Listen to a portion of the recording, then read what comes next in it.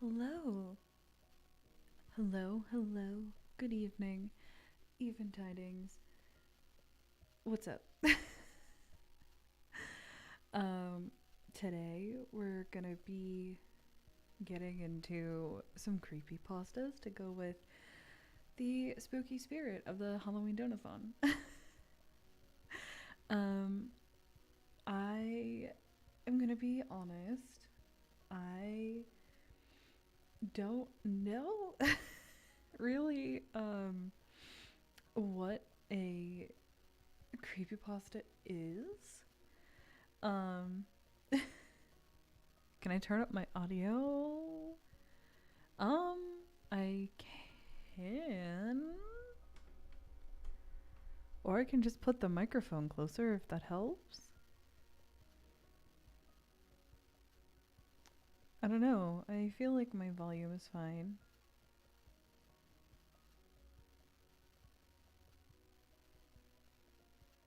Hmm. Um, anyway, yeah, I don't really know what these are supposed to be.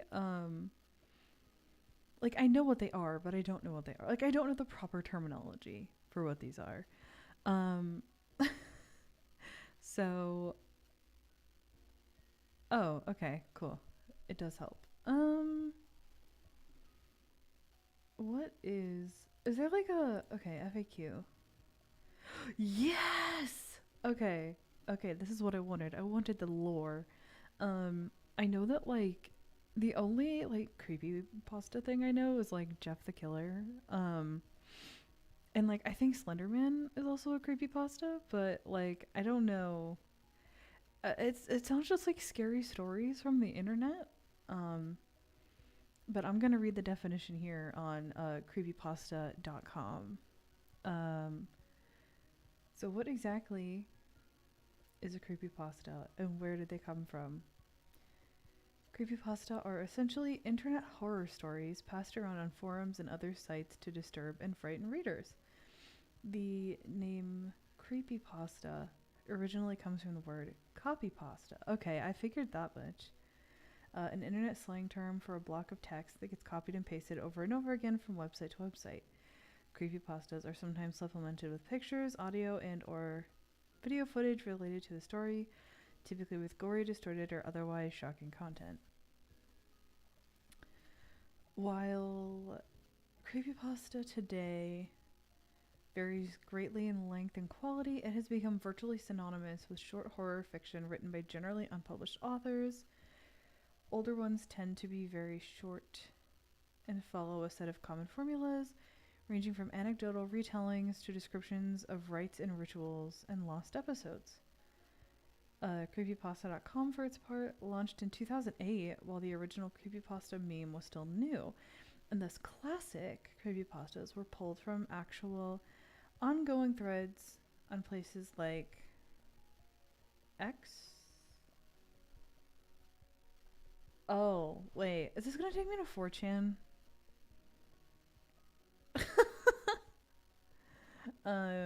An Encyclopedia Dramatica. So when you see the 2008-2009 pastas that may seem really basic and or sparse now, please keep in mind that these were the pastas that actually helped launch the genre entirely. Creepypasta was extremely ritual pasta heavy, and stories tended to be short and vague rather than the more fully realized short stories that has become the norm today. Are you Mr. Creepypasta, Victor Surge, or any of the other well known creepypasta creators or narrators? No. Oh, I don't know who the fuck. I guess there's like an entire community around this. Is this gonna take me to 4chan? I'm scared. Oh yeah. Hell no. We're not hanging out on we're not no. Absolutely not. Um okay. So top ranked. Oh, some of these are like new. I want like the classic ones.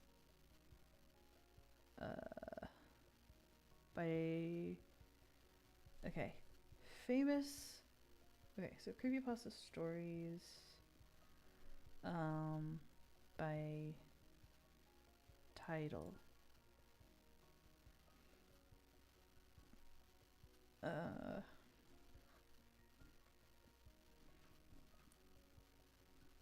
Let's see.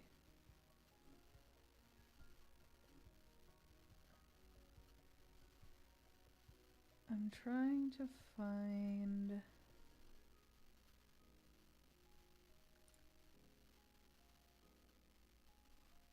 Fucking. There's like.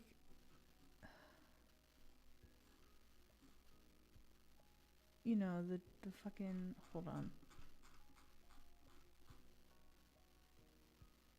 Sorting? No. By date. Okay, so these are the newest ones. So what if we go to like the very end? 2008. Okay. Oh my god. Why are there so many of these? Let's go to famous. Here we go. Okay, so I've heard about this one. I've heard about Ben Drowned. I think I've heard about Eyeless Jack. I've heard about what else? Oh, Jeff the Killer. That's a classic, dude.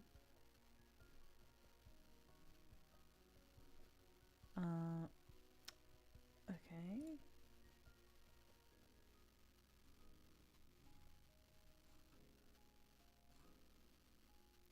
Oh, Slender Man. Possibly the most famous creepypasta character of all time. Yeah. So I actually had like I had like an irrational fear of Slenderman when I was like younger. I like genuinely thought he was like the scariest thing ever in the world. Sure. Oh, Sonic.exe. What? Squidward suicide? Wait a minute. Okay. Let's wait. Slender Man.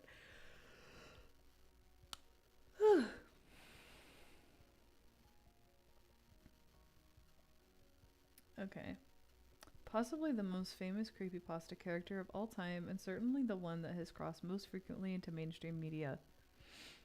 The Slender Man, also known as Slender Man, is a character born of a variety of earlier influences, which itself represents an evolution in the uses and development of folklore.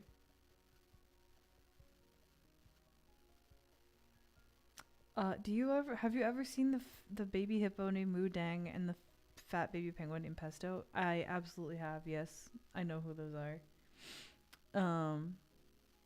Oh, so anyway, the violent real life events linked to the Slender Man character increased its infamy and even led to a moral panic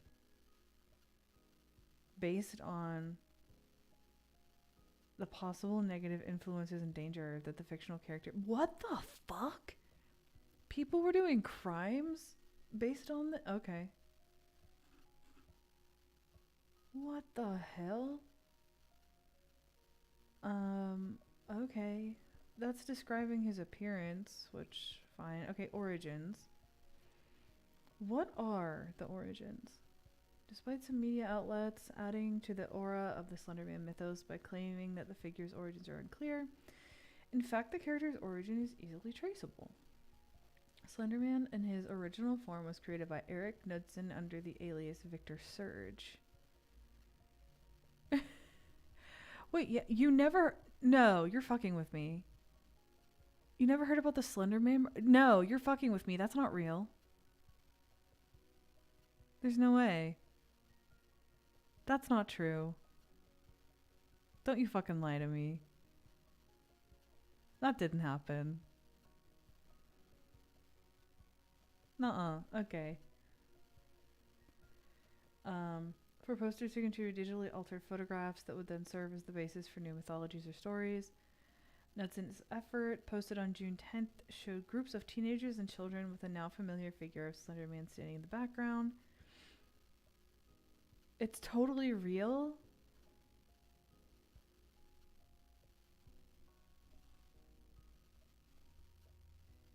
Ugh. Hold on. Wait a damn minute. Let me Google this.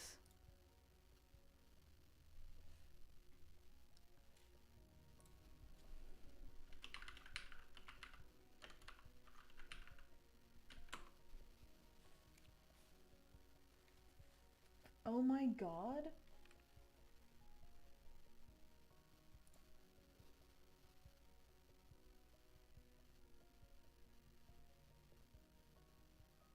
What the fuck?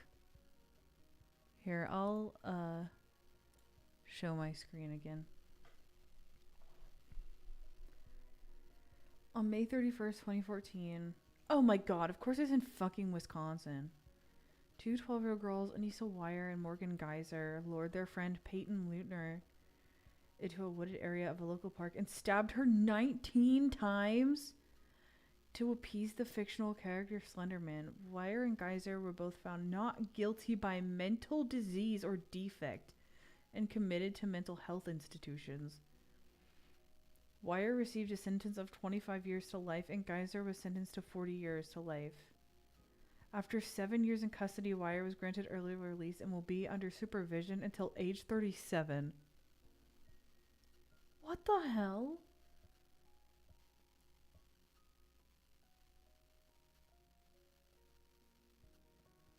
Oh my god. The stabbing took place on May 31st, 2014 during a game of hide and seek in heavily wooded Davids Park.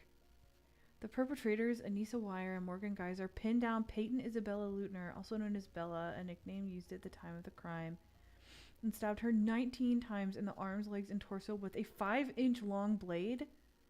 2 wounds were to major organs. One stab wound missed a major artery by less than a millimeter, and another went through her diaphragm, cutting into her liver and stomach. After the attack, Wire and Geyser told Leutner to lie down while they found help, which they did not do. Afterwards, Leutner dragged herself to a nearby road where she was found by a cyclist who called emergency services.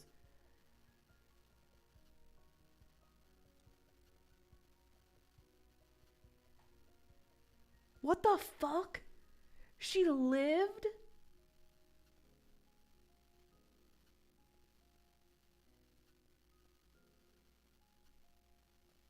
They said they were traveling to meet Slenderman at his home.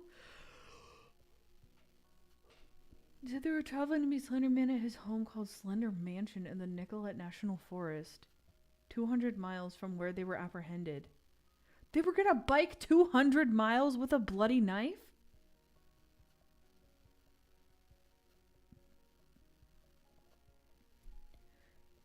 During their interrogations, which were not conducted with a guardian or counsel, Geyser was described at displaying no empathy, and Wire was described as displaying guilt for stabbing Leutner, although both stated that the attack was necessary to appease Slenderman. Leutner left the hospital 7 days after the attack. She returned to school in September 24th. She lived? Yo, she fucking lived? I thought it was a murder. But she lived. Oh my god. Imagine that. Imagine the rest of your life just being like, oh yeah, I was stabbed fucking 19 times by these 2 weirdos that wanted to appease a creepypasta character.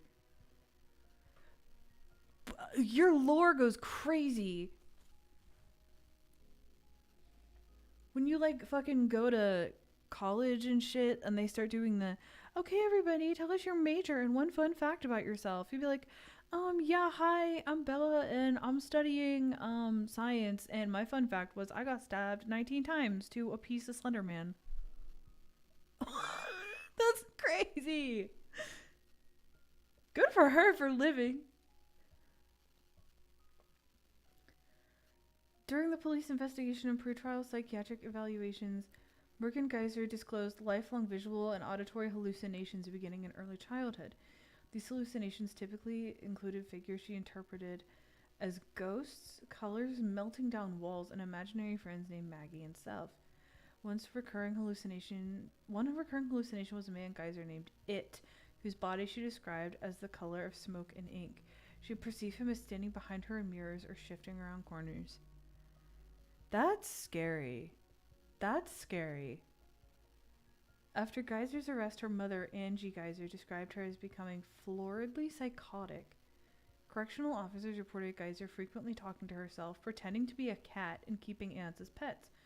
She reported seeing unicorns and believed she was having ongoing conversations with Slenderman and other fictional characters, such as Severus Snape. In the fall of 2014, Geiser was relocated to the Winnebago Mental Health Institute to determine if she was competent to stand trial. On October 22nd, 2014, Geiser was diagnosed with early onset childhood schizophrenia.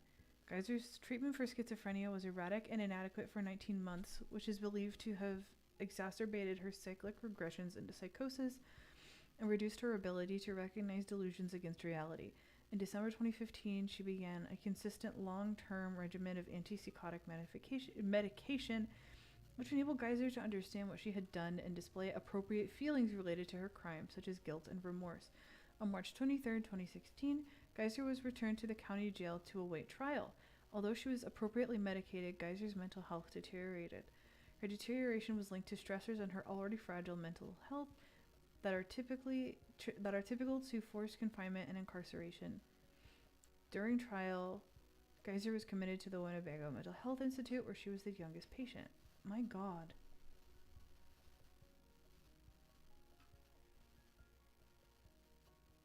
Damn.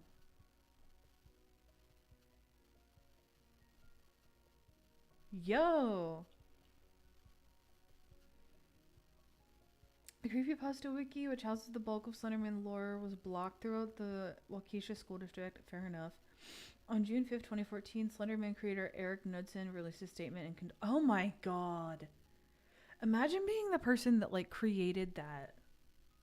Imagine being the creator of Slenderman.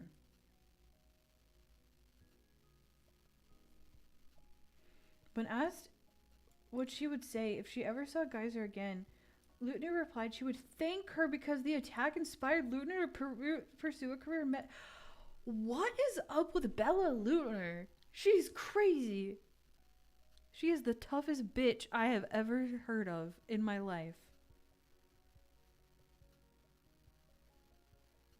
Not only did she get stabbed 19 times and lived, drag herself out to the nearest street to get help, and then say, oh yeah, if I talked to the person that stabbed me 19 times again, I would thank her because it helped me make a career choice. I'm afraid of her. I would never want her to catch me, ever. She's built different. Absolutely not.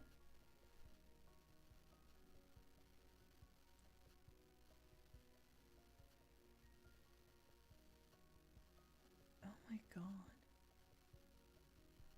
They made movies out of what the fuck? What the fuck? A documentary film on the incident, Bellery the Slender Man, was released by HBO Films in March 2016 and was broadcast on HBO on January 23rd. A season 16 episode of Law & Order SVU titled Glasgow Man's Wrath is loosely based on the event, and Criminal Minds episode The Tall Man was also inspired by this story.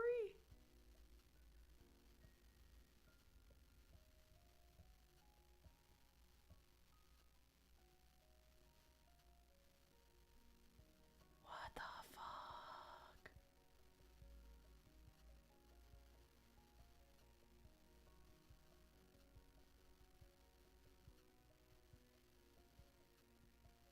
Oh my God.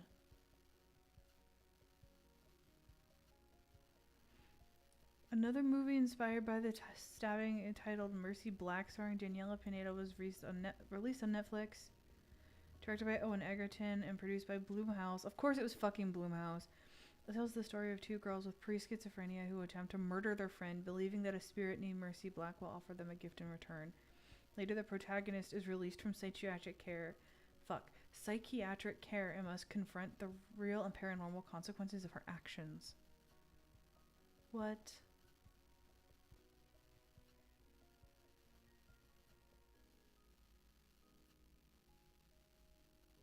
Oh, what the hell?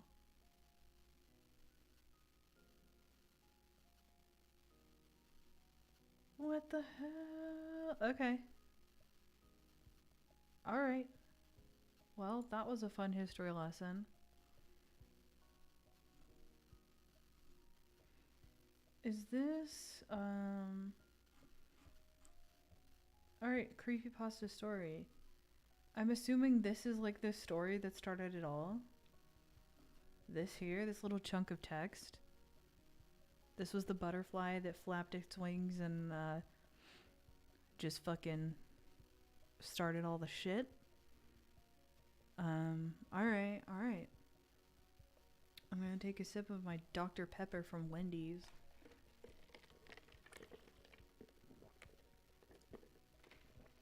Alright. After waking up with a jolt, the girl laid in bed a few seconds later.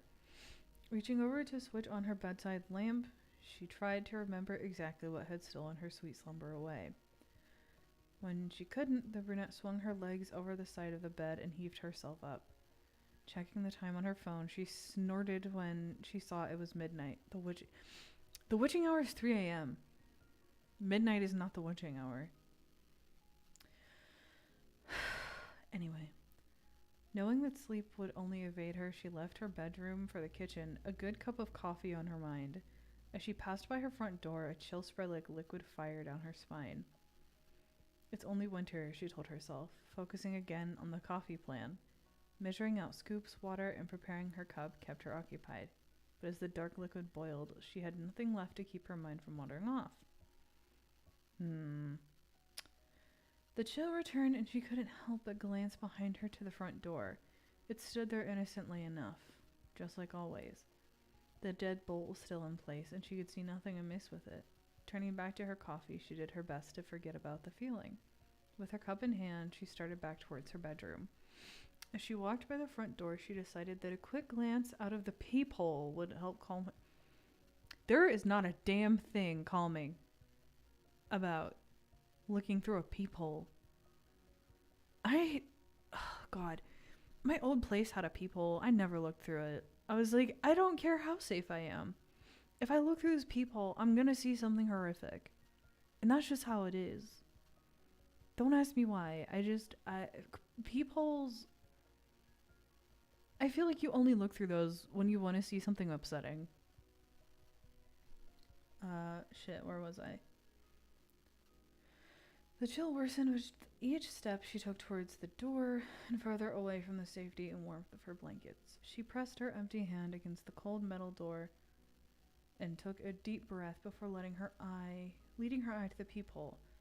At first, she could only see an inky blackness and somehow seemed to swirl in itself. When she blinked in surprise, the void melted away. She wished it hadn't. In its place, there stood what she could only guess was a man. The limbs were long and inhumanly awkward, with bulky joints branching off into several arms, not unlike the branches of a tree. The creature was draped in a black suit, somehow making the thing more nightmarish to her. The icing on the proverbial cake, however, was what passed as the hellish being's face. It was as though her mind blurred the ghastly visage to spare itself further shock and horror. She shoved herself away from the door with the hand still pressed against it. The scalding mug of coffee fell, the liquid burning her bare legs as she fell backwards and tried to crawl away from the door. She knew somehow that her mind hadn't been playing tricks on her. As she crab See, this isn't scary anymore. Because now she's crab walking. You could have used any other action word. You could have used any other verb, but she's crab walking now. And this isn't scary anymore. Fuck. Where did I? Oh, there we go. As she crab walked away from the door, she watched his tendrils as black as the void she first saw snaked through the cracks. The girl was trapped between the instinct to flee and the gut feeling to not turn her back on the door.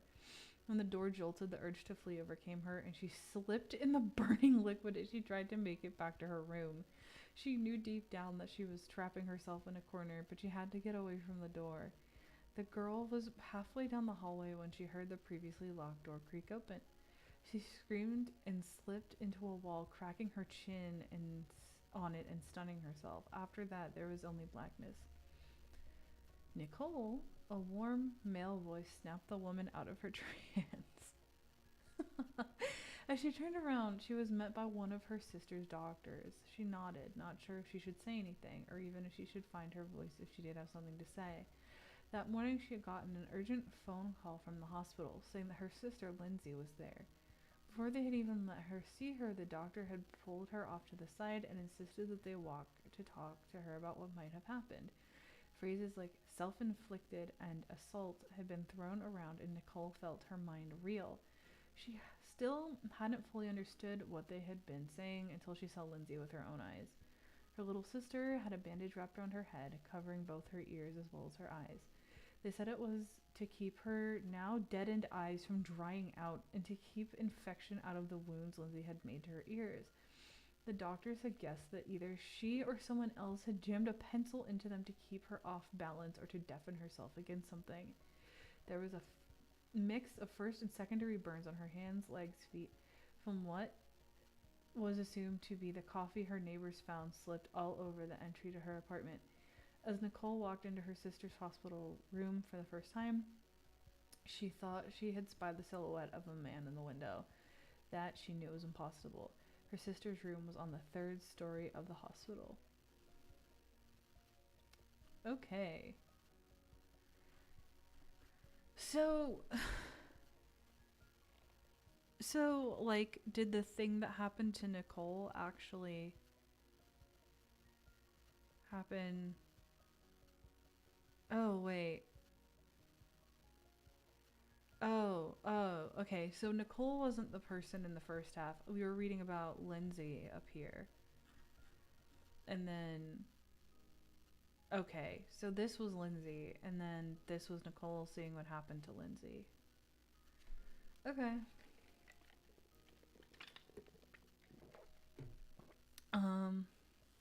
All right.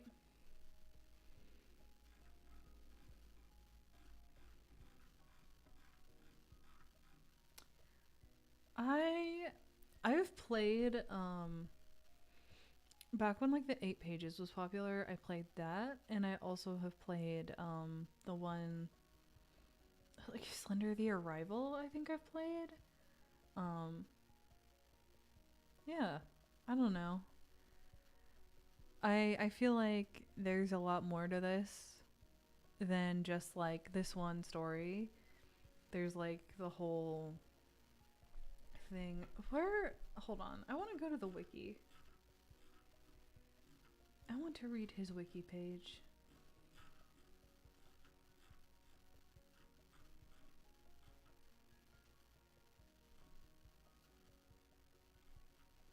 You ever beat it? Did we? I think so. I played I played The Arrival with friends. I think we did. 8 pages, I genuinely don't remember.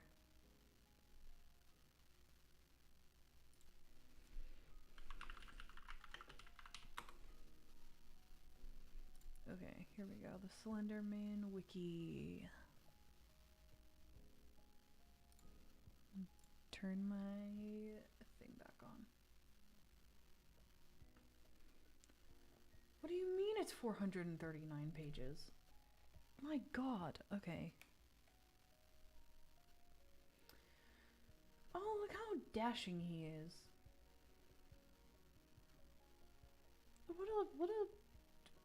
What a guy. He looks so just so dapper.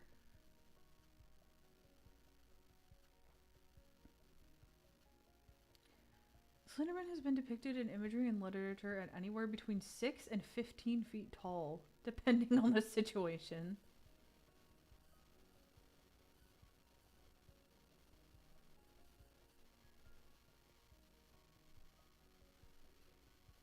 Canon history and information? Okay. Relationship with children. I don't like that.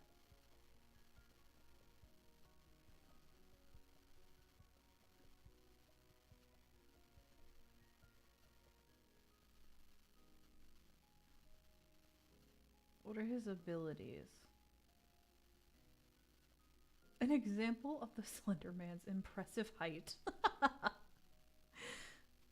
Selective invisibility. The ability to change height and body shape. The ability to shape its arms into tentacles. And or the ability to sprout tentacle-like appendages from its back and shoulders. What the fuck?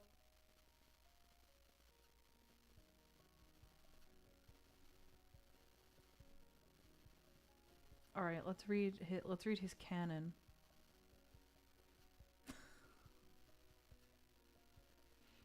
Slenderman has no specifically confirmed history, but contributors to the mythos have placed early sightings of Slenderman-like beings in Germany in the early 1600s and before.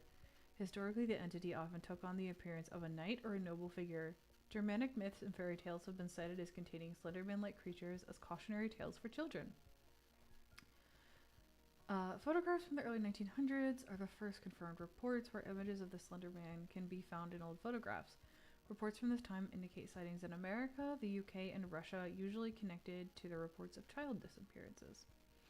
In the mid-1900s, several run-ins occurred in the war zones in Germany, which is theorized as the Slender Man's native island. Oh, not island, native land. Soldiers were the primary targets here. In America and Canada, there were reports of missing skiers and children, mainly coming from forested and unoccupied areas.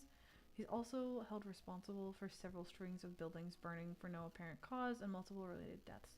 The few survivors of Slenderman attacks, along with accounts left by victims, show the following historic traits. If the victim was a child, he would often approach them in a friendly fashion at first to attempt to gain their trust. The adults he stalked have one common trait. They all have been through a terrible tragedy in their life. Interestingly, in many cases, the tragedy was originally caused by Slenderman as well. If the victim was an adult, what the hell? Stalked them for long periods of times has caused illness that became known as, my god, slender sickness. Symptoms include massive paranoia, nausea, nosebleeds, nightmares, and hallucinations. Okay. Huh.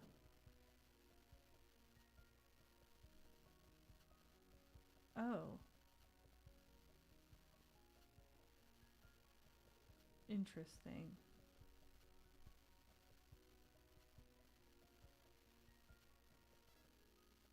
What the hell? Why are there so... Oh, okay, here. Relationship with children. I hate that. He wins over the confidence of children, but adults are repulsed by fear. This theory is one of the few that paints Slenderman as a benign element, suggesting that he actually seeks friendship of some kind and can only find it in children who, unlike adults, he can get to trust them. He chooses children because he can take longer to nurture their fears, stalking them for years. Oh, okay.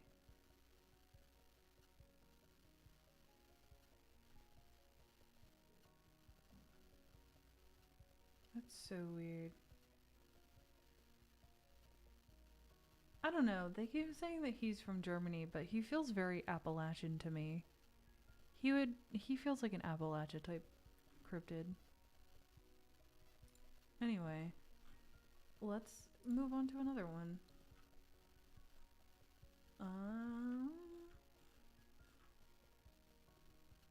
Okay, I feel like I need to know what is actually the deal with this guy. Oh, I hate that image. I hate that image. Ugh.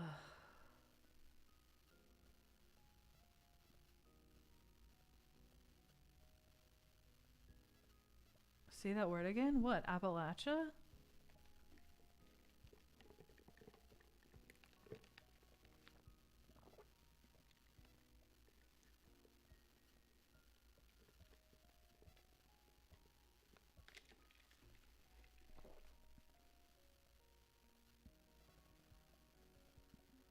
Are you gonna yell at me for how I pronounce Appalachia?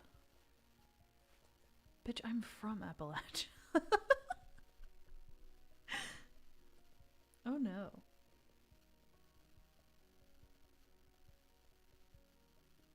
Yeah, I have like a special hatred for this image. Um, I hate it. Oh no.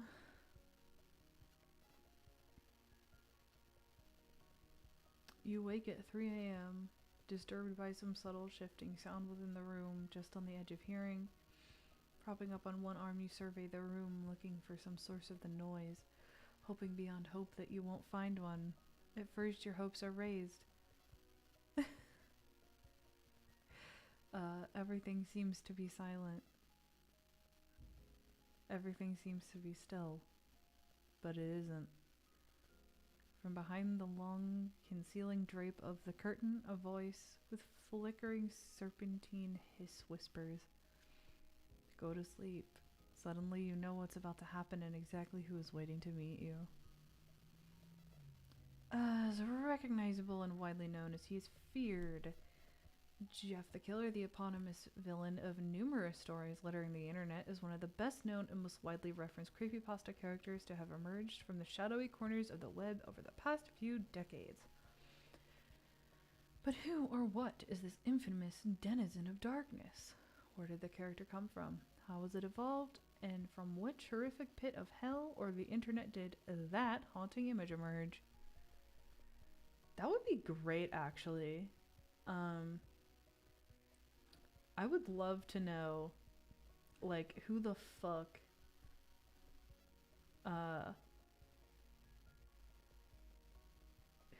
took that picture?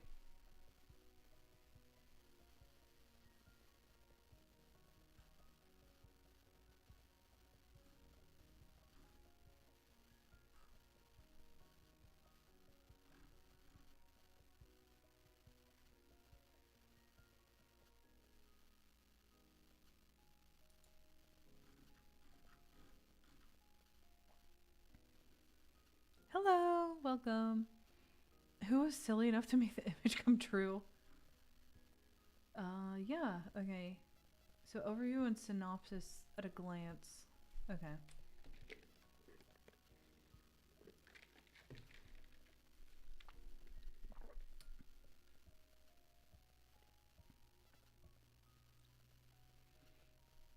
Firstly, for those unfamiliar with the character, Jeff the Killer, the most widely known creepypasta on this character can be found here.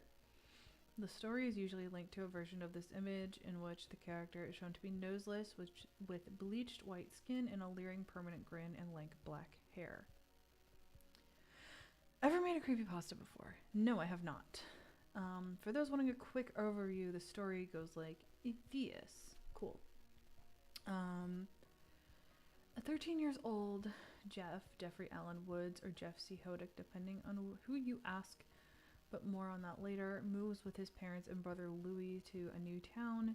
Here, Jeff and his sibling encounter 3 bullies and are threatened with knives. Jeff beats those bullies badly, with Louis taking the blame for the assaults and being carted off by the ever-reliable police. Okay. Guilt-ridden and depressed at having let Louis take the blame for his actions, Jeff's day gets even worse when he meets the bullies again and is horribly burnt in an attack with alcohol and bleach. This burning results in Jeff being permanently disfigured, his skin bleached white, physically whilst his mind snaps. Upon being discharged for some reason, his doctors apparently attributing Jeff's insane behavior to the painkillers he is taking. Jeff arrives home and proceeds to make a bad situation worse by purposely mutilating his already disfigured face, cutting a permanent smile into his mouth and cheeks, and burning off his eyelids so that he can always see his face. Jeff then goes on to kill both his parents and his brother Louis, meeting him with the instruction go to sleep before stabbing him and disappearing on a wider and less discriminating killing spree, which it would seem continues to this day. What the fuck?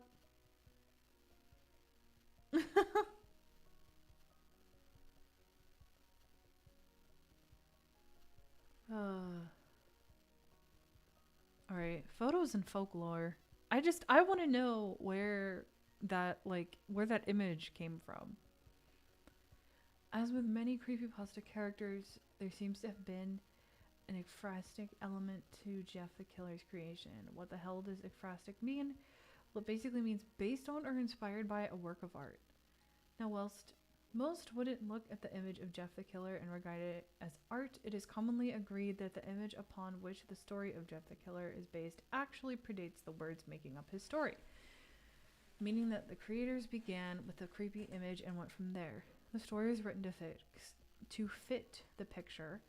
Therefore, to really get a handle on the origins of Jeff the Killer, it is first necessary to divide the investigation into two parts. First, we need to look at the origin of the image of Jeff the Killer that accompanied the original story, not to mention the many derivative stories and memes that have evolved from it. Oh god. The original... Oh! Thank you! Thank you. Oh, wait. No, thank you. I have to bully you. Oh, shit. Hold on. I gotta read and see if a message came through with that I can use to bully you with. Hold on.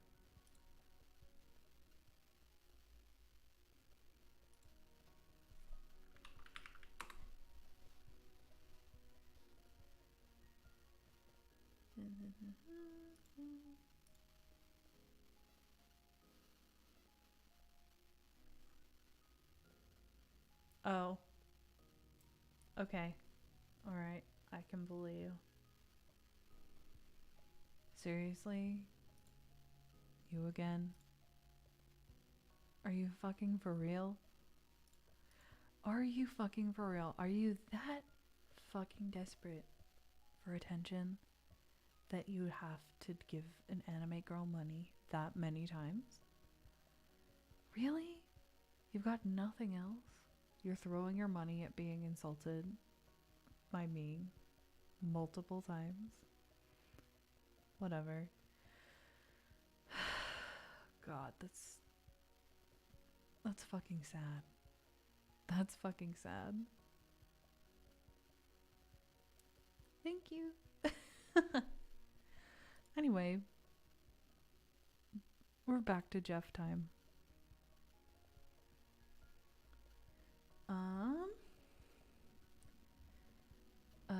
The original Jeff the Killer image and its origin have developed a mythology all of its own, with various competing theories and bogus explanations being put forward. Let's have a go at unpacking them. The first noted appearance was from a famous image in, a Japanese message board. It's a clip identified by some of the scary film project in which names and ages of future victims are listed. The video was uploaded in August of 2007 and features a fleeting glimpse of the Jeff the Killer image, which can be seen on screen at the 4 minutes 11 seconds mark, followed by the words "good night," which may be an early incarnation of or the inspiration for the famous "go to sleep" catchphrase. Okay.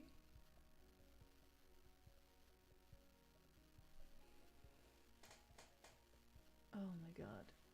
This is so very much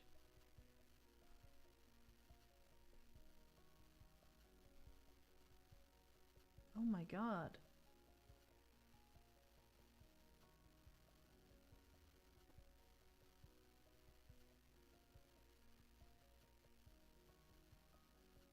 Damn. Oh no! It was eventually moved from Creepypasta to a sister site dedicated to badly written. Oh no!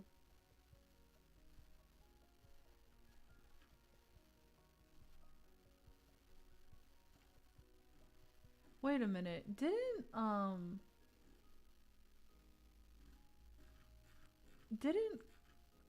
maybe I'm wrong, but didn't we read a fan fiction about Jeff the Killer with Cora and Bon once? I feel like that definitely happened. I feel like that's real. I feel like we definitely did that.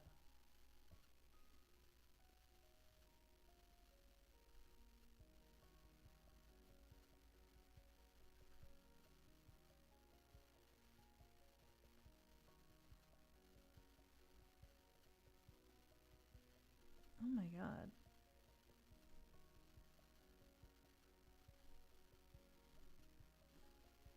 This is so much. This is so much.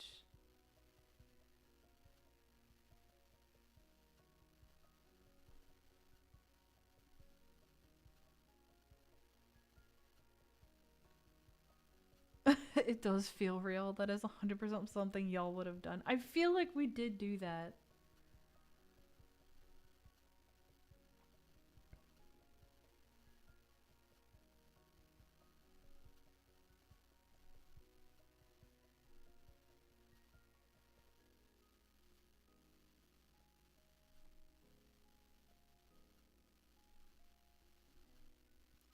What the fuck?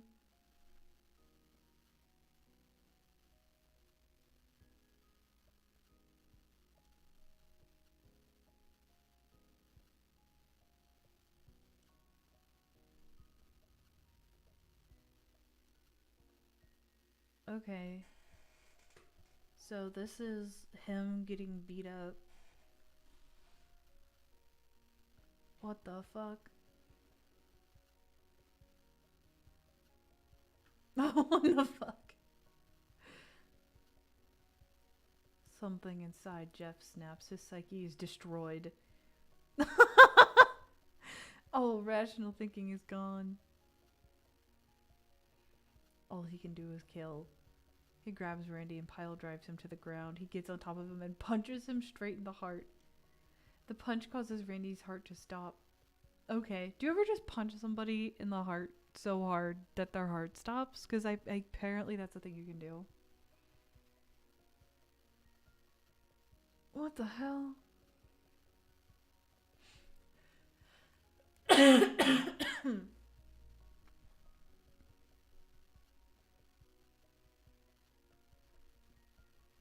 This is like actually a fucking choreographed fight. As he run, oh my god.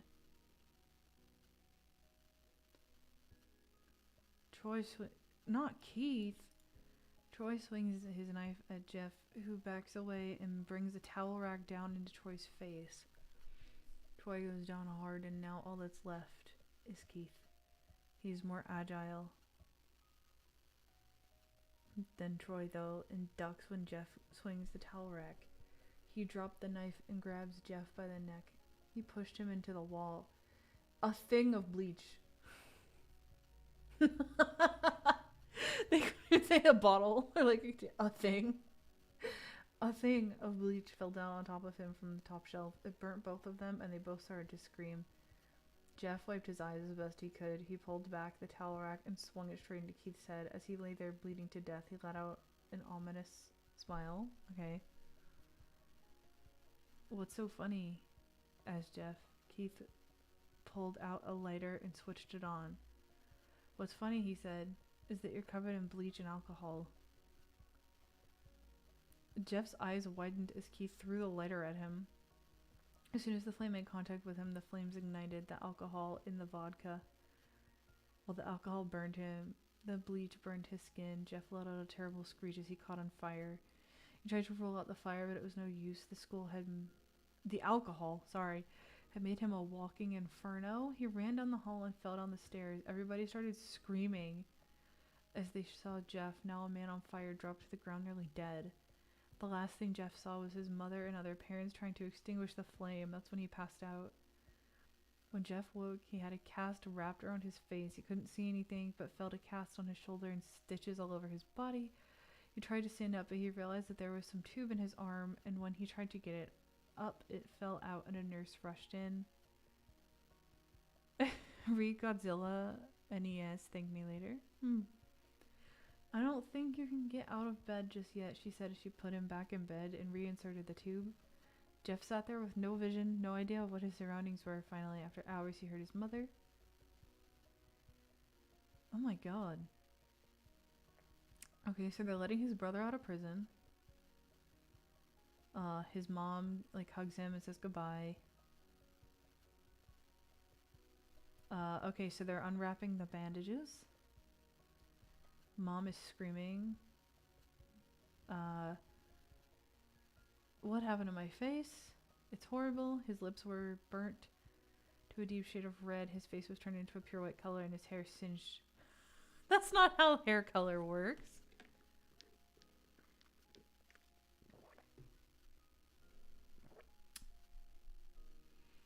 Oh. Okay, bro said, oh, it's not that bad. And Jeff he's the Joker, baby, now. He's laughing.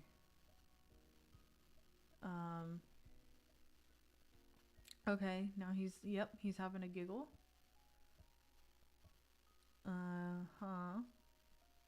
Well, you may recall that when Jeff was fighting Randy, something in his mind, his sanity snapped. Okay.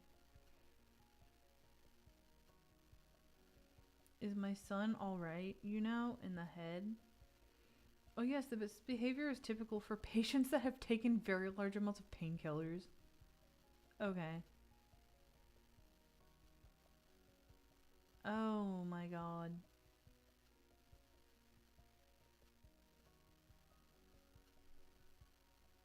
What the fuck?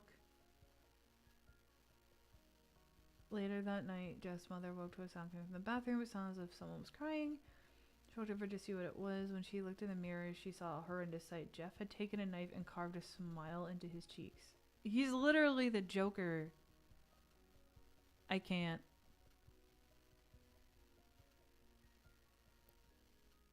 Oh my god. He burned off his eyelids.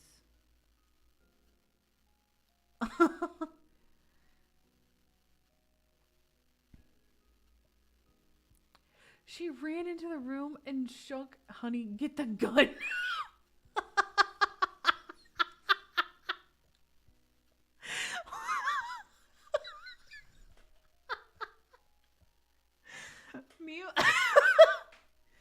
Me when I walk in seeing my son doing a Joker cosplay and I'm like, all right, husband, get the gun. No.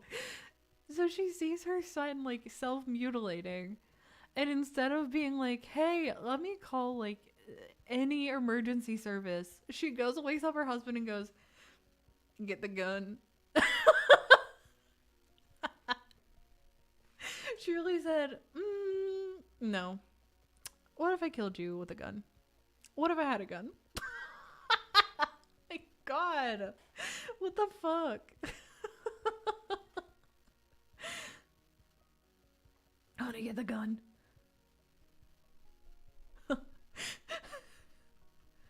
Oh my god. Honey, get the gun. She stopped as she saw Jeff in the doorway holding a knife. Mommy, you lied. That's the last thing they hear as Jeff rushes them with a knife, gutting both of them. His brother woke up. He didn't hear anything else, so he just shut his eyes and tried to go back to sleep. As he was on the border of slumber, he got the strangest feeling that someone was watching him. He looked up before Jeff's hand covered his mouth. He slowly raised the knife. Oh no.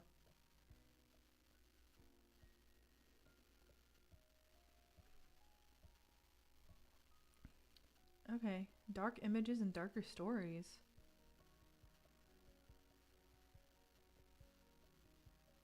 Oh.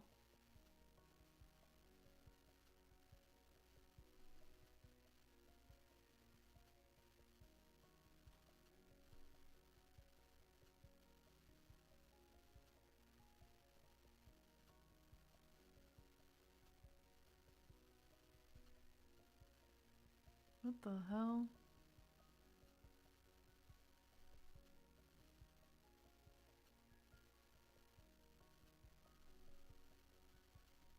Oh, the theory is that it's a manipulation of the overly attached girlfriend meme. So it's either from like a Japanese site or the overly attached girlfriend meme, or it's like a Photoshop picture of like some random girl.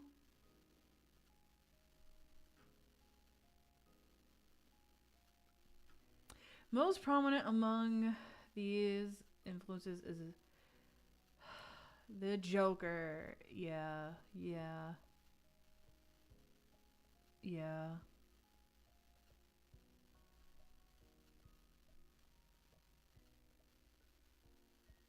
Yeah, that makes sense. I can also see why it was moved from creepypasta to poorly written.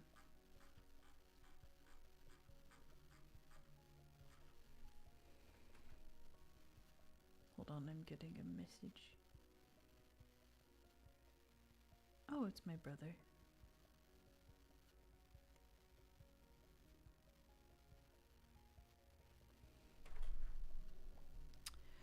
I don't know whatever happened to the overly attached girlfriend. I hope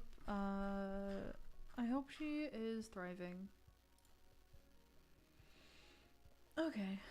I feel like I need to look at Ben Drowned.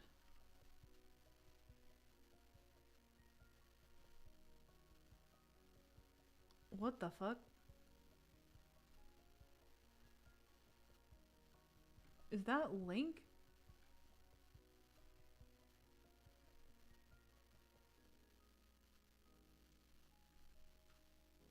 What the fuck?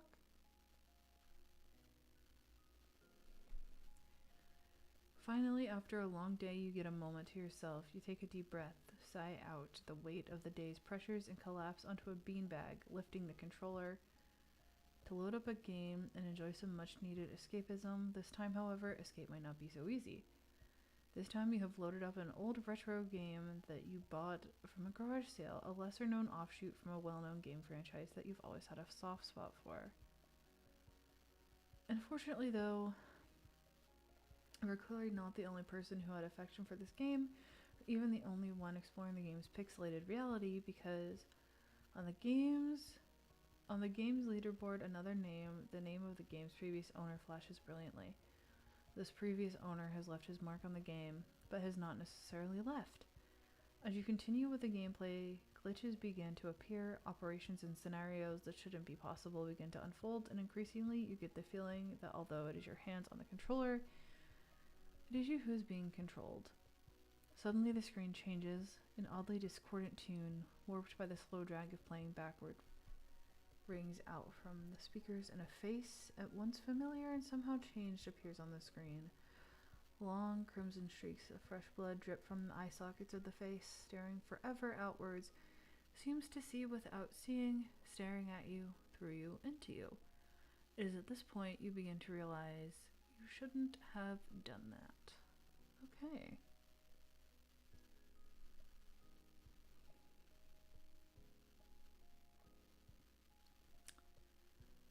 Alright. So we got a gamer creepypasta.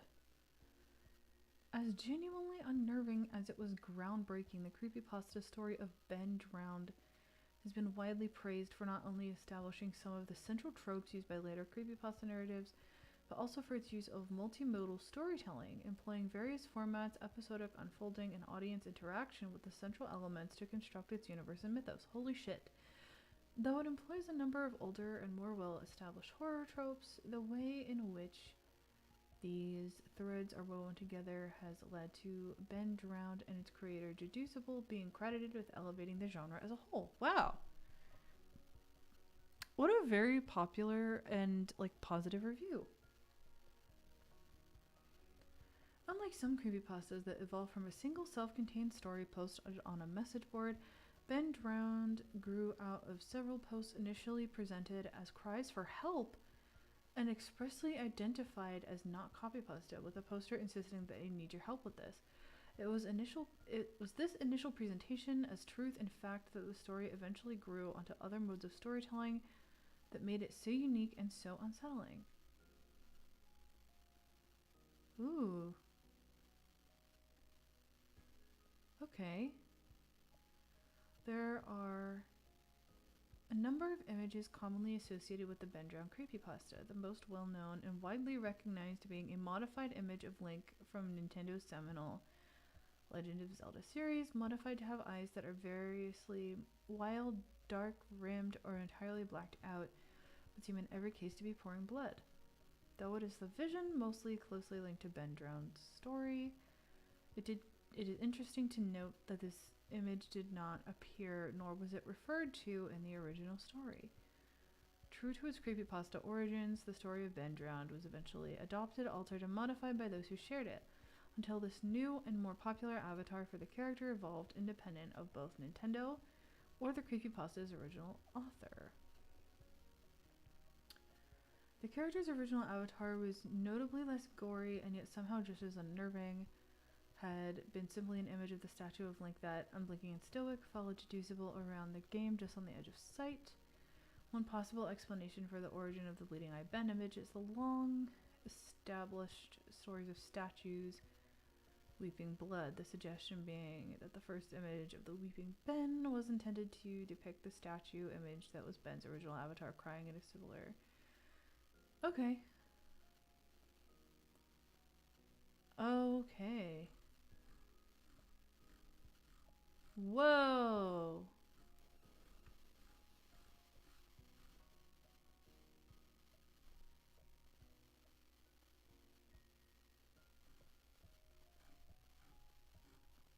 My God.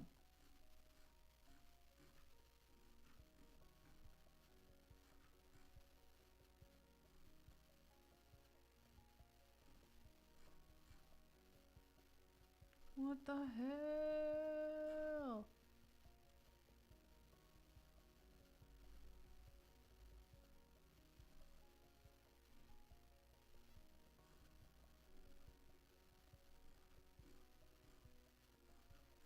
What the fuck, brother?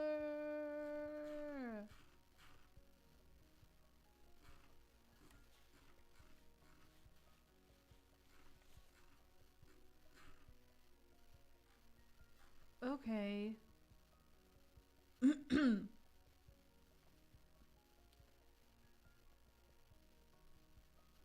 Huh.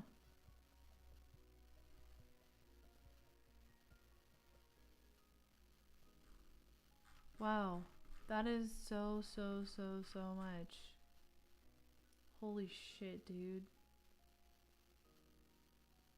Did anybody... I wonder if there's like a video essay about this. I wonder if I could just find a video essay. Are there any that you remember to this day? So I don't actually know. I was never like actually like a creepy pasta girly.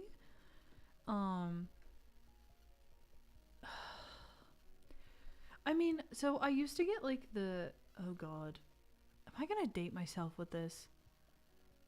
Am I gonna sound like old if I say that? So I used to get the like text messages that were like the chain messages. You know, the ones where it's like, if you don't forward this, you're gonna die.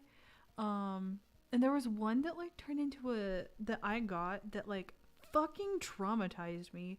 That ended up turning into like a meme on like TikTok, and it was the one about the fucking girl that like died in the sewer or whatever the fuck. And I remember I got that when I was younger, and I was like, oh my god, this is so scary. And I made my sister let me share a bed with her, and me and my sister squeezed into like a single twin-sized mattress for like a month after I got that message. Um, we used to have bunk beds, and I had the top bunk and she had the bottom bunk, and so both of us slept in the bottom bunk together because um I was scared. She's such a trooper for that, by the way. Like I I don't think I've ever thanked her enough for that. Because that must have been really fucking annoying. Um but yeah. Uh it was that like shit just scared me so bad. So I guess it's not technically um I don't think it's like technically a creepypasta, but like that's like a spooky like internet story that I guess altered the trajectory of my life. You left the top bunk open for monsters. A month? Yeah, for a month. I would have kicked you out after 2 to 3 days. Well, it wasn't you, so whatever. Um, yeah, I was scared, dude. I was I was a little punk ass. I was a little punk ass bitch when I was a kid. Like I was a big old scaredy cat. Um, I'm gonna see if anybody did like a short video essay on this, because I'm not sitting here reading on that.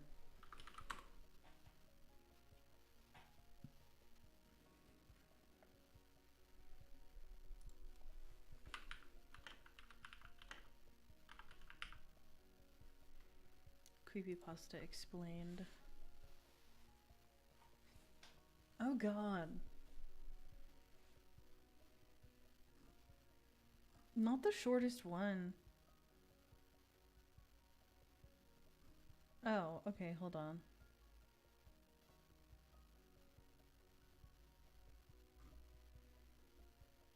Okay, this one it's 10 minutes long and has 5.4 million views. So let's do this one. Okay. Blow that up real quick. Are there any horror movies, shows, or books that still make you scared? Yeah. Um, I'm like significantly harder to genuinely scare, but what was it? Oh, Hereditary. Hereditary genuinely fucked me up. Hereditary got me. We're gonna watch the G Files Ben Drowned Creepypasta by Peanut Butter Gamer, I think they're called. That's what we're gonna watch right now to explain this shit to me.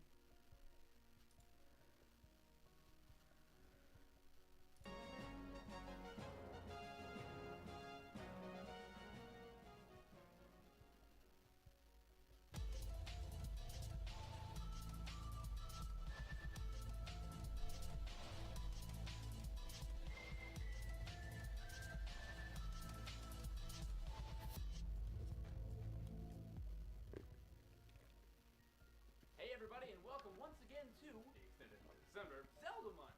I wasn't able to work on Zelda videos ahead of time like I was last year due to some personal stuff going on, so unfortunately there will only be 2 videos left for Zelda month, plus the Majora's Mask collection videos I'm doing on my second channel, PvG Gameplay, which I will finally finish. So to make it up to you guys, I figured I'd do the 2 most oft-requested Zelda videos I get, this particular video being not only the most requested Zelda video, but the most requested video ever, Zelda or not, the Ben Drowned Creepypasta. Ben! You should talk about Ben Drowned. Make a Zelda month G-Files about Ben. Why you no include Ben? Ben should be on here. PvG, please include the Haunted Majora Mask cartridge with Ben. Talk about Ben. Ben.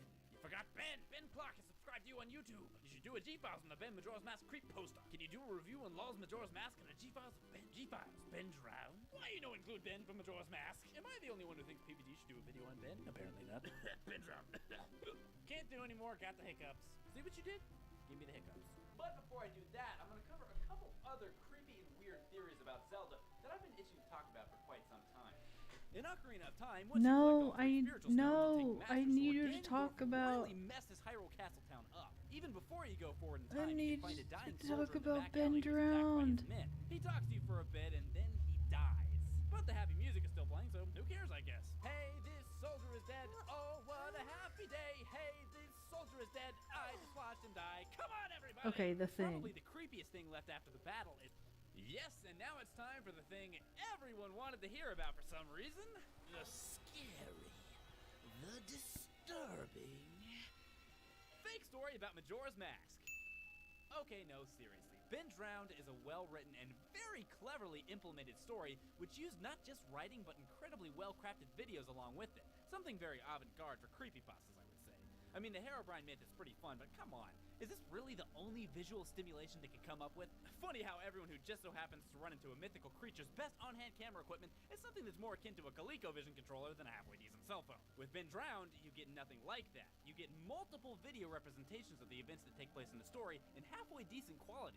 Now, I'm not going to bother retelling the entire story. There's plenty of other videos you can watch that have done that already. No! But I will give a very brief synopsis for those who still had no idea what I'm talking about and are still watching for some reason. Ben Drowned is a creepypasta written by Deducible about a guy who bought a sketchy copy of Majora's Mask from some creepy old guy. As luck would have it, his newfound game is not just sketchy, but haunted by a powerful spirit known as Ben. A bunch of creepy things start happening in the game, many of which I've been showing on the screen, yada yada yada, and maybe Ben Drowned or something once, I don't know. But long story even shorter, like I've already mentioned, the story is just that, a story. While you could argue that the theories of the Ghost Hunter and Happy Mask Salesman are also unproven, there are at least evidence that backs them up. The Ben Drowned creepypasta is just a story made up by a fan of the game with no real evidence, other than some well-made but fake manipulated clips from the game. And in spirit of the story, I actually created a file named Ben on my own copy of Majora's Mask, and what do you know? Nothing happened. So that just goes to show you, same with Herobrine and Minecraft. You can't always believe what you read on the internet.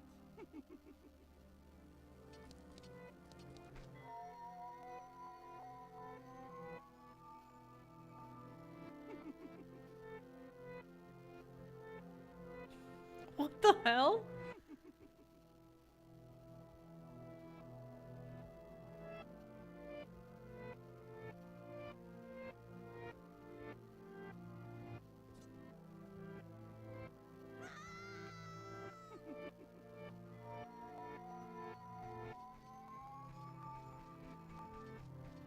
Why does he look like Shaggy? He might be.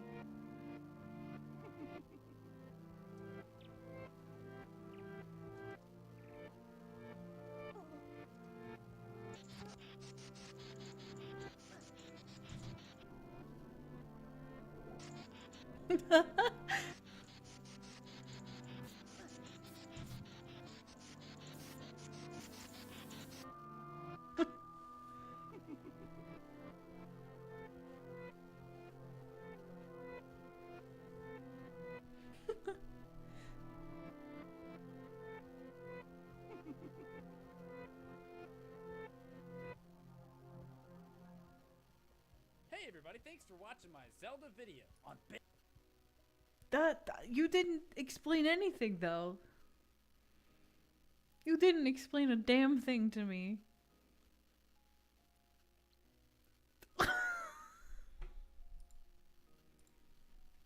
Oh my god.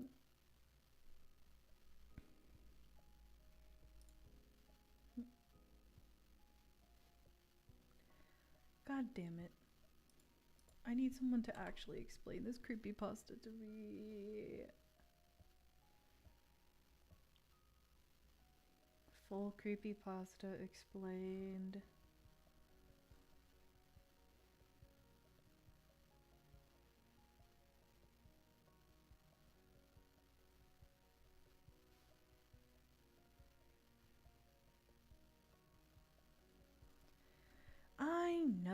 I know. All of these videos are just so long.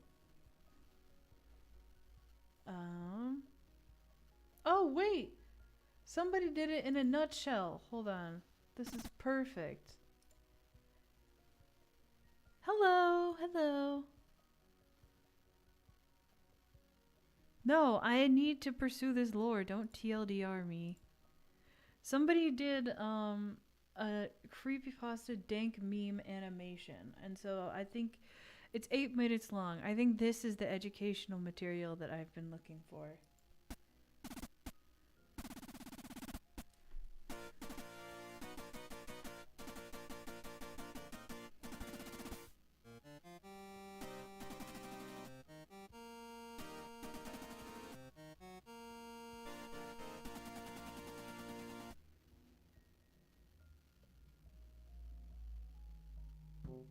Don't mind me just strolling through a garage sale. Just minding my own business, ripping of people.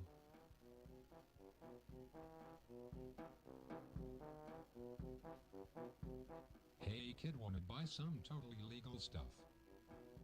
You got video games? Yay, I got this really trashy looking garbage game. It looks broken. It's for free. Why shit, then gimme that stuff. Man, I sure hope this setup isn't gonna start a ton of creepypasta clones that all are about games from garage sales. What? NVM. GTG, try my new game now. Okay, bye Bean. What? What? What did you just say? Nothing now, piss off. Huh. Yay, this whole encounter isn't sus at all. Later. Well then, let's go.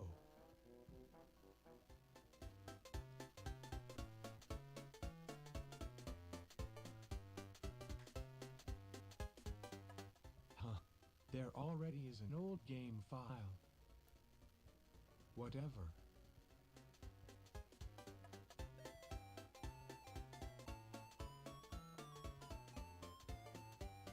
Lonk. Hey, I am Lo and I am here to save her asses and do hero stuff and shit. Hey sup Bean. What the heck? Long time no see, Bean. A See, mood. I get it now. Okay, WTF, this is really spoopy now. I could just stop playing this right now and nothing bad would happen. Lol, as if. But first I go sleep now. This is actually helping me understand. I'll play the game. Terrible fate and stuff, whatever. Oh jeez. Okay, I gotta ask the old dude what the heck is going on with that game. This is helping me so much, actually.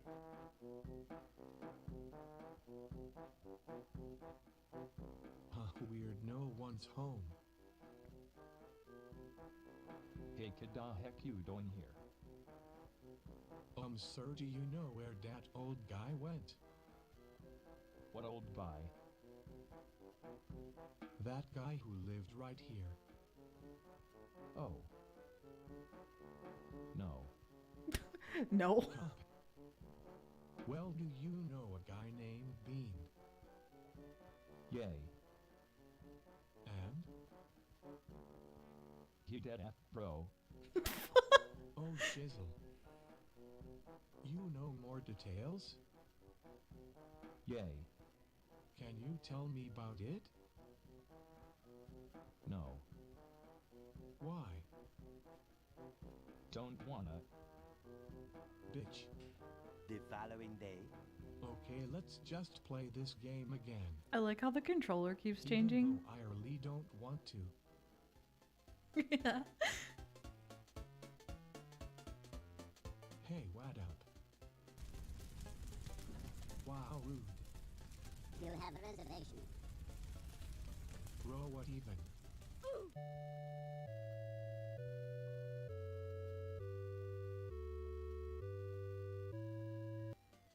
Man, why is this obviously haunted game acting weird? Why this place empty now? Yo, this is scary AF, but I will continue playing for no reason. Dang, where all the NPCs went. Can anybody show up already? Hello. Oakman, not you. Okay, time to jump into water.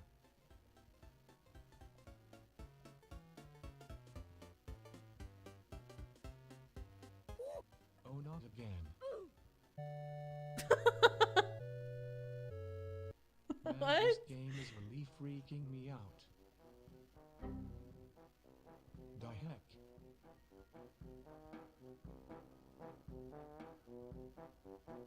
Sup? New phone this. Bean. WTF you doing?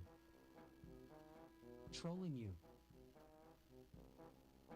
Bitch. What the fuck? Play my game. No. Quitty, please. There's a Jeff the Killer in a nutshell TF you animation. doing in my computer. I drowned. Wow, I can't even say in words how little that is my problem. Sag. Play game. No. How rude. Later. Okay, I think my room is haunted now too. Without you, creep, I wanna take a shower. Play game. Okay, fine. Wow, who would have thought the game is still creepy and haunted and shit? Am fish now. Swim, swim. Haha, now I can't drown anymore. Oh, what the fuck? Why are you doing this? Do what? Haunt me. Is funny LOLOLOL. I hate you so much.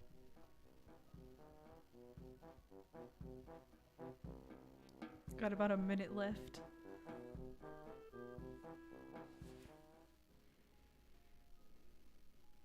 Okay, I could go outside and ask this dude the fuck is going on.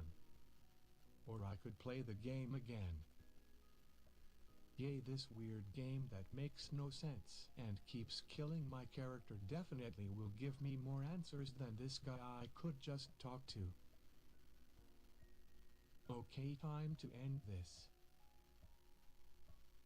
I mean, if I die in a game, nothing bad happens to me, Earl, am I right? Oh god. CK, you dead now. The end. Moral of story, video games are evil and garage sales will kill you. Like and subscribe to get your PC infected with Ben as well. Too late, already done. God.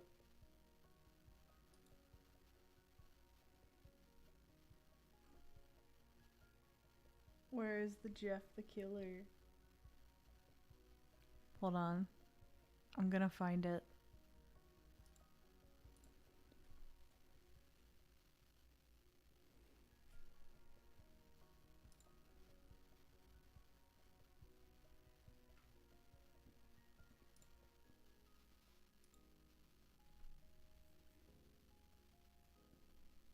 I went to a garage sale once, now I'm dead.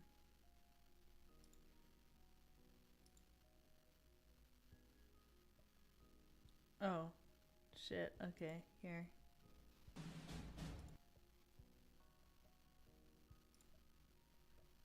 Let's get another one going.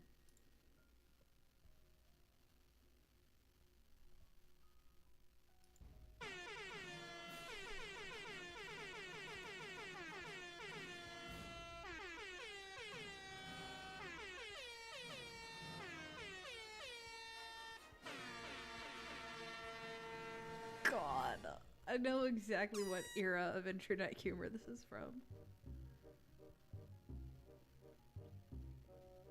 Look, my perfect normal family. This is our perfect normal new house. So perfect and normal. Perfect. And normal. Oh, look, a neighbor. Hey, I am Barbara. You wanna play with my son Billy? The fuck no. He has birthday soon. K. What the fuck?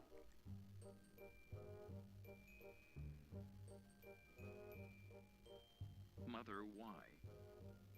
OMG, Joff, Karen is a very nice lady and you will go with your older brother. That's so unfair. I'm going to bed. Man, I really feel angry. I must be a psychopath. The next day. What the fuck? Let's go to school, little brother. KK. Yo, bitch. The fuck? Give us your money. Okay. The fuck no. I am the boss. You don't wanna fight me. He'll fight you. Did you even listen? Not the le memes. Oh, I cry. I won the fight. He won the fight. You won the fight, big brother. He won the fight. He won the fight. Yes. You will pay for this.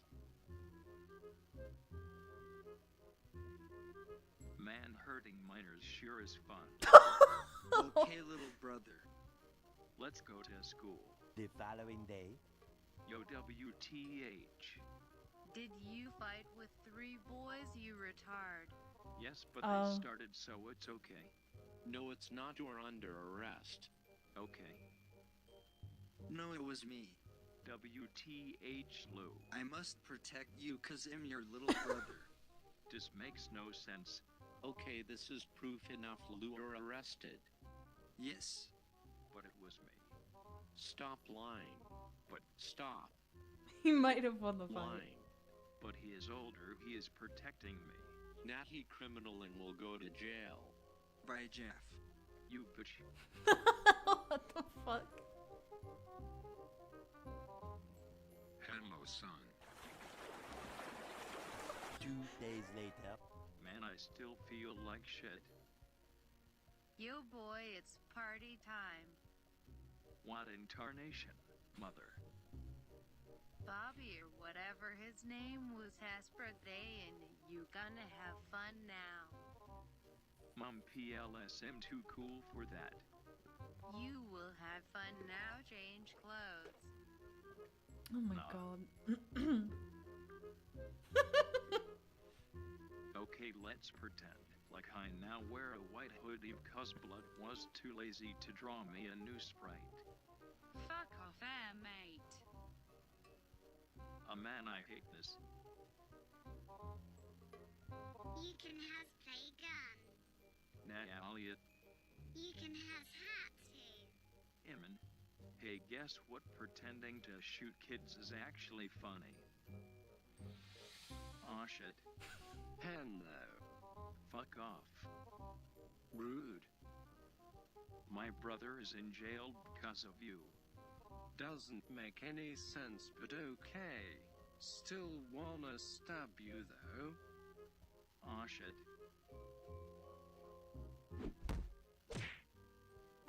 Oh my god. BTW, we have guns. By the way, we have guns.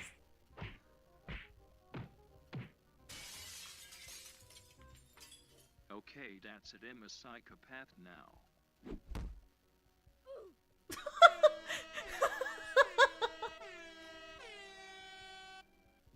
Holy macaroni.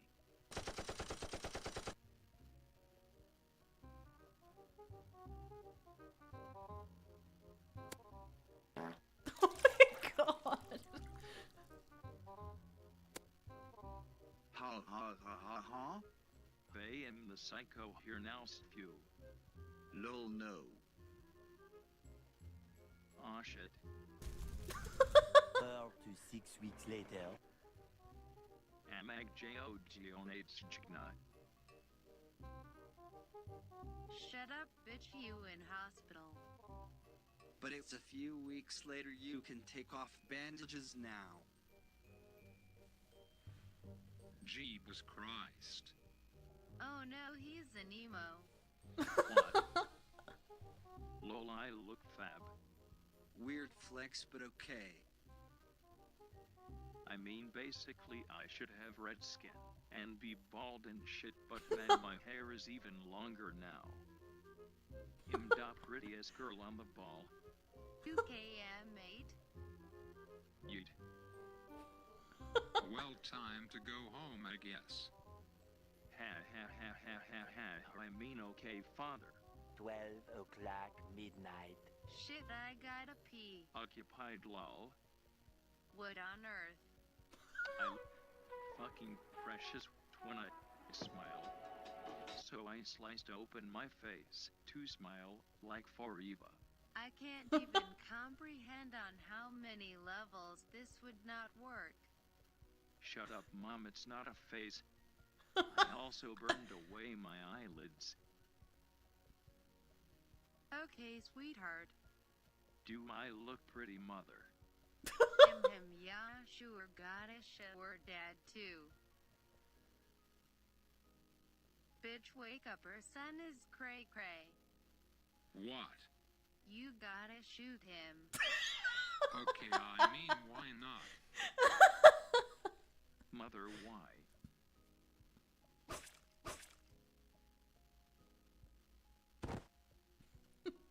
Oh boy, I am doing a wakey. Lol, no, go to sleep. End. Moral of story: burning your whole body makes you beautiful, and children under age of 14 will go to jail without evidence of crime. Oh my god.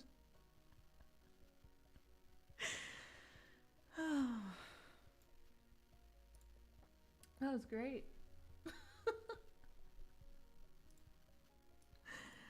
So, yeah. I think this has been a very fun and educational experience for me. My phone is dying, so I'm gonna have to go for now. But thanks for joining me in my little creepypasta discovery. I'll see you guys tomorrow, and I hope you have a good night.